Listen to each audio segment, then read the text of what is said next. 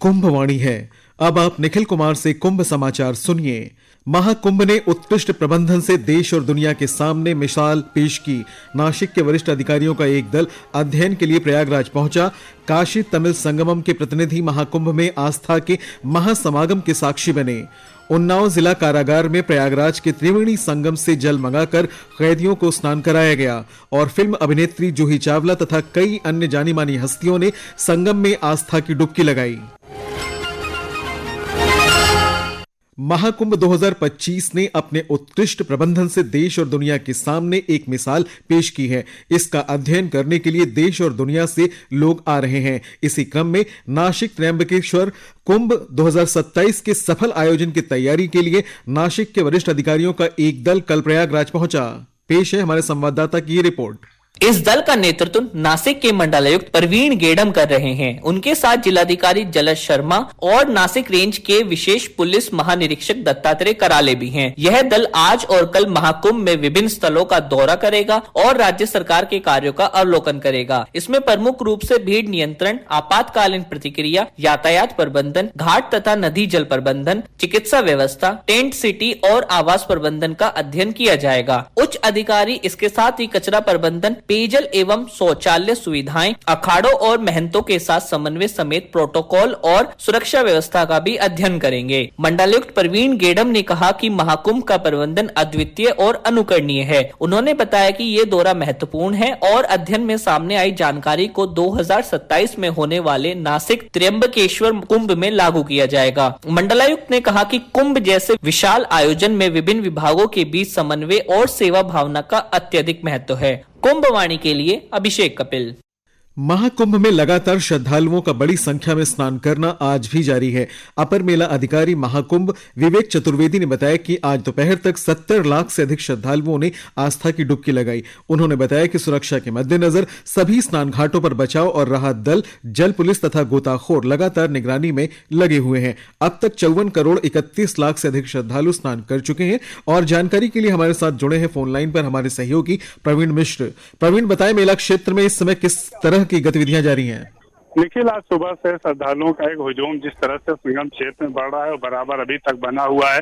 स्नान के लिए जो सभी स्नान घाट बने हैं, लगभग 12 किलोमीटर जो लंबे घाट हैं, पूरी तरह से भरे हुए हैं। वहाँ पर जो सुरक्षा कर्मी लगे हुए हैं, जल पुलिस के जवान जो लगे हुए हैं, उन्हें तुरंत वहाँ पर नहा करके सलाह दे रहे हैं कि जल्द से जल्द घाट खाली करें, जिससे आने वाले जो श्रद्धालु हैं वो स्नान कर सके। सीधे साथ ही यहाँ पे जो रेलवे स्टेशन जो जुड़े हुए हैं, जो प्रयागराज है, रामबाग है और झूसी है, इन सभी स्टेशनों पर भी व्यापक इंतजाम किया गया है। श्रद्धालुओं को यात्री आश्रय में रोक कर उन्हें आगे भेजा जा रहा है, जिससे वे सुगम रूप से अपनी यात्रा को कर सके। साथ ही काशी तमिल संगमम का भी दल यहाँ पर पहुंचा है और वहाँ पे जो सांस्कृतिक कार्यक्रम है आयोजित हो रहे हैं और यहाँ का जो स्नान भी कर रहे हैं। जी धन्यवाद।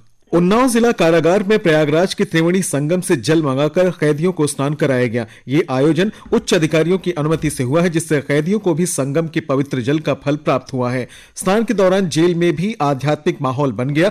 बंदियों ने जय गंगा मैया, हर हर महादेव और जय श्री राम का उद्घोष किया। कई कैदियों ने इससे अपने जीवन का यादगार क्षण बताया और जेल प्रशासन का आभार व्यक्त किया। दुनिया की पहली हवाई डाक सेवा प्रयाग कुंभ मेले के दौरान 18 फरवरी 1911 को शुरू हुई थी। ये हवाई डाक सेवा 6500 पत्रों को लेकर के उड़ी थी। आइए सुनते हैं ये रिपोर्ट। भारत को ये सौभाग्य प्राप्त है कि दुनिया की पहली हवाई डाक सेवा प्रयागराज से आरंभ हुई। भारत में डाक सेवाओं पर तमाम लेख और एक पुस्तक इंडिया पोस्ट 150 ग्लोरियस ईयर्स लिख चुके post master general Krishna Kumar Yadav बताते हैं कि ये ऐतिहासिक घटना 114 वर्ष पूर्व 18 फरवरी 1911 को प्रयागराज में हुई थी। संयोग से उस साल कुंभ का मेला भी था। उस दिन फ्रेंच पायलट मोन्सियर हेनरी पिकविट ने एक नया इतिहास रचा था। वे अपने विमान में प्रयागराज से नैनी के लिए 6500 पत्रों को अपने साथ लेकर उड़े थे। विमान था हेवीलैंड एयरक्राफ्ट और इसने दुनिया की पहली सरकारी डाक ढोने का एक नया दौर शुरू किया। पोस्टमास्टर जनरल के अनुसार प्रयागराज में उस दिन डाक की उड़ान देखने के लिए लगभग 1 लाख लोग इकट्ठा हुए थे। जब एक विशेष विमान ने शाम को 5:30 बजे यमुना नदी के किनारों से उड़ान भरी और वो नदी को पार करता हुआ 15 किलोमीटर का सफर मात्र 13 मिनट में तय कर नैनी जंक्शन के पास उतरा, जो प्रयागराज के बाहरी इलाके में सेंट्रल जेल के नजदीक था। कृष्ण कुमार यादव बताते हैं कि आयोजन स्थल पर एक कृषि और व्यापार मेला भी था जो नदी के किनारे लगा था और उसका नाम यूपी एग्जीबिशन था। इस प्रदर्शनी में 2 उड़ान मशीनों का प्रदर्शन किया गया था। विमान का आयात कुछ ब्रिटिश अधिकारियों ने किया था। इसके कलपुर्जे अलग अलग थे जिन्हें आम लोगों की मौजूदगी में प्रदर्शनी स्थल पर जोड़ा गया था। कुंभवाणी के लिए आकर्षिता सिंह। महाकुंभ मेले से उत्तर प्रदेश की अर्थव्यवस्था में 2 लाख करोड़ रुपए से अधिक का योगदान होगा।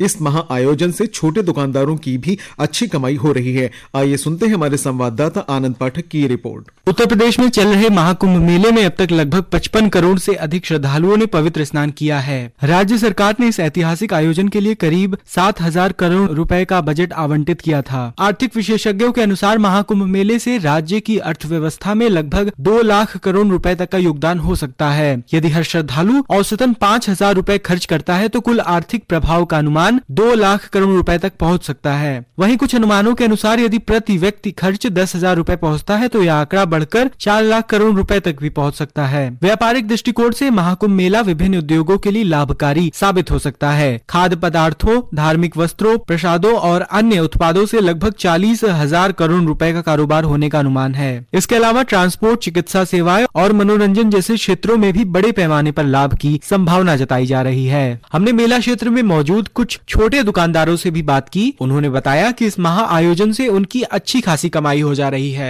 उन्होंने कहा कि बड़ी संख्या में श्रद्धालु यूपीआई के माध्यम से भी भुगतान कर रहे हैं। चाय या बिस्कुट की दुकान है, बहुत फायदा है। इसमें फायदा यह है कि ग्राहकों से हमको दिक्कत नहीं हो रही है। चाय पी रहे, बिस्कुट खा रहे, परमिट करके चला जाते हैं, कैश हो चाहे न हो, इसके लिए हमें फायदा है। बहुत बढ़िया, सोना तक कर खाता है और पैसों देता है और स्टेशन से कैश पास भी करके चला जाता है। अब सब सुविधा है सर, अब कोई दिक्कत नहीं है। पैसा तो पेंट कर दिया, चला गया। फिल्म अभिनेत्री जूही चावला ने आज पवित्र संगम में डुबकी लगाई। इस अवसर पर उन्होंने कहा कि ये दिन उनके जीवन का सबसे खूबसूरत दिन है। आज मेरी जिंदगी की सबसे खूबसूरत सुबह आज थी। आज हम यहाँ पर प्रयागराज में महाकुंभ में आए। सुबह 7, साढ़े 7 बजे सूरज उग रहा था, ठंडी ठंडी धूप थी, सुंदर पानी और इतने लोग और इतनी श्रद्धा के साथ ये सब जो स्नान हो रहा है। फिर हम भी स्नान करने गए, शीतल पानी, इतना मजा आया, वहाँ से हटने का मन नहीं हो रहा था। मैं चाह रही थी वहीं रह जाऊँ। बहुत खूबसूरत, और आप सबका धन्यवाद यहाँ पर पुलिस, आप सबका, जिन्होंने इतनी अच्छी व्यवस्था करके रखी है। समाजवादी पार्टी के नेता और आजमगढ़ लोकसभा से सांसद धर्मेंद्र यादव ने कल सपरिवार प्रयागराज महाकुंभ पहुंचकर संगम में आस्था की डुबकी लगाई। सपा सांसद ने संगम में डुबकी लगाने के बाद कई संतों से भेंट की। और अब आइए सुनते हैं महाकुंभ में आ रहे श्रद्धालुओं के विचार। हम सूरत गुजरात से ट्रैवल करके आए, एक्साइटमेंट अच्छी है, बहुत है, इसलिए ट्रैवल करके आए। गंगा में डुबकी लगाएंगे मस्त ठंडे ठंडे पानी में। हमको भी बहुत अच्छा लग रहा है, हमारे बच्चे हमारे साथ है, हमको यात्रा करवा रहे हैं, इससे बड़ा क्या मिलेगा। अच्छा लग रहा है, बहुत अच्छा लगा। व्यवस्था भी बढ़िया है, प्रशासन भी टाइट है, कोई दिक्कत नहीं है, सफाई उफाई सब बढ़िया है। बहुत अच्छा लग रहा है और ठंडा ठंडा पानी था तो डुबकी लगा के बहुत अच्छा लगा। नहीं, व्यवस्था तो बहुत अच्छी है, लेकिन जो लोग गंदगी कर रहे हैं उसके पीछे सरकार को दोष नहीं दे सकते। सुरक्षा भी अच्छी है, बहुत ही बढ़िया लग रहा है। और मोदी जी ने जो व्यवस्था की है 50 करोड़ लोगों के हिसाब से, ये सबसे बढ़िया व्यवस्था की हुई है मोदी जी ने, योगी जी ने। वो एक काम अच्छा किया योगी जी ने। पहले जितने कम घाट थे और इस साल उससे ज्यादा, यानी ये महाकुंभ में इतने घाट बढ़ा दिए, यानी लोगों को उतनी प्रॉब्लम नहीं हो रही है। ये एक अच्छा काम किया है। जैसे जैसे इन लोग डिजिटल माध्यम से जो एडवर्टाइजिंग की, उससे तो लोगों को भी पता चल रहा कि ये महाकुंभ है, उसको जो लोग और ज्यादा आ रहे इसमें। महाकुंभ मेला क्षेत्र में बोट क्लब के सरकारी ठेकेदार को गोली मारने की धमकी देने और जबरदस्ती पैसे मांगने पर 3 लोगों के खिलाफ मुकदमा पंजीकृत किया गया है। कोतवाली महाकुंभ में पुलिस उप महानिरीक्षक के दिशा निर्देश पर यह कार्रवाई की गई है। और अंत में मुख्य समाचार एक बार फिर। महाकुंभ ने उत्कृष्ट प्रबंधन से देश और दुनिया के सामने एक मिसाल पेश की। नासिक के वरिष्ठ अधिकारियों का एक दल अध्ययन के लिए प्रयागराज पहुंचा। काशी तमिल संगमम के प्रतिनिधि महाकुंभ में आस्था के महासमागम के साक्षी बने। उन्नाव जिला कारागार में प्रयागराज के त्रिवेणी संगम से जल मंगाकर कैदियों को स्नान कराया गया। और फिल्म अभिनेत्री जूही चावला तथा कई अन्य जानी मानी हस्तियों ने संगम में आस्था की डुबकी लगाई। कुंभ समाचार का अगला बुलेटिन आप कुंभवाणी चैनल 103.5 FM पर रात 8:30 पर सुन सकते हैं। इसके साथ ही कुंभ समाचार समाप्त हुए। नमस्कार।